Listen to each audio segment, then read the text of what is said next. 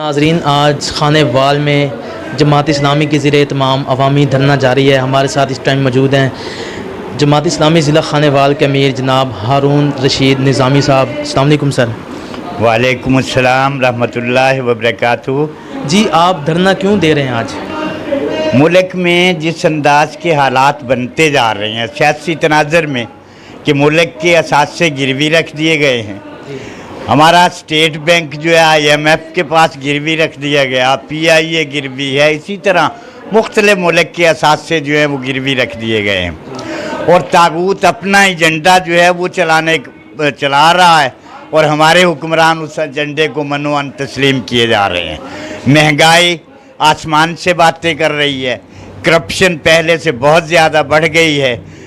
اس تناظر میں امیر محترم سراج الحق صاحب نے ملک میں 101 دھرنوں کا، احتجاجی دھرنوں کا اعلان کیا۔ آج خانہ وال کا یہ دھرنا بھی اسی سلسلے کی ایک کڑی ہے۔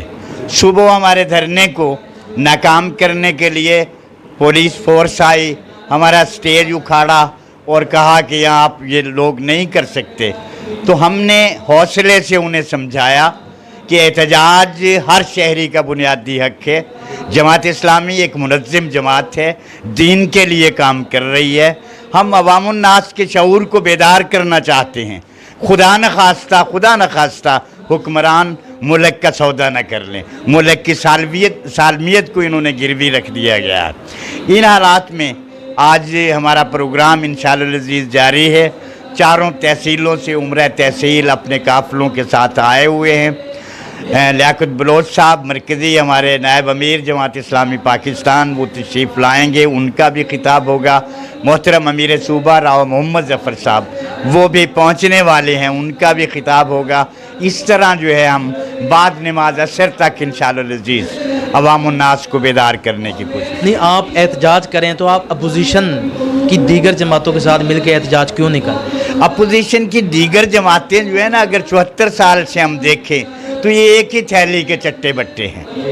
اپنے وقت میں وہ ملک کو لوٹتے رہے ہیں، اب یہ ملک کو لوٹ رہے ہیں۔ 74 سال سے عوام جو ہیں وہ یرغمال بنے ہوئے ہیں ایک سیاسی ٹولے کا، چند مخصوص خاندان ہیں جو اس ملک کی تقدیر سے کھلواڑ کر رہے ہیں۔ اچھا، تحریک عدم اعتماد پیش کی گئی ہے، آپ کس کے ساتھ ہیں؟ تحریک عدم اعتماد بھی اپوزیشن PDM یا دیگر جماعتیں جو ہیں وہ اپنے آپ کو بچانے کے لیے، سٹیٹس کو قائم رکھنے کے لیے، اسی طرح جو ہے یہ PTI جو ہے وہ بھی اپنے اقتدار کو بچانے کے لیے۔ جماعت اسلام میں ہمارے امیر محترم پہلے دن سے کہتے چلے آ رہے ہیں کہ یہ سارے کا سارا ایک ہی بات کا تسلسل ہے، پیپلز پارٹی کا اقتدار، نون لیگ کا اقتدار، PTI کا اقتدار۔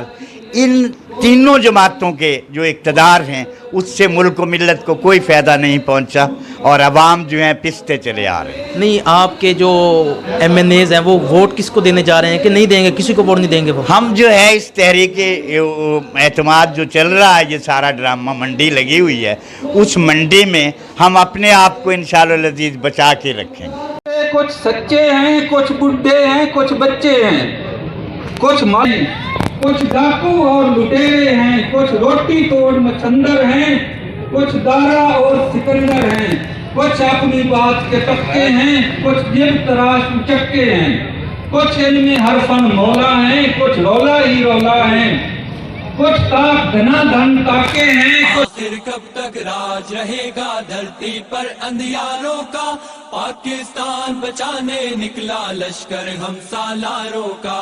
آخر کب تک راج رہے گا دھرتی پر اندھیاروں کا، پاکستان بچانے نکلا لشکر ہم سالاروں کا۔ دھرتی کے رکھوالوں نے اس دھرتی کو 100 زخم دیے، شرمائے چنگیز ہلاکو ایسے ایسے ظلم کیے، ملک کے ٹکڑے کر ڈالے اور مدہوشی کے جام پیے۔ اٹھو اور انجام بتا دو ملت کے غداروں کا، پاکستان بچانے نکلا لشکر۔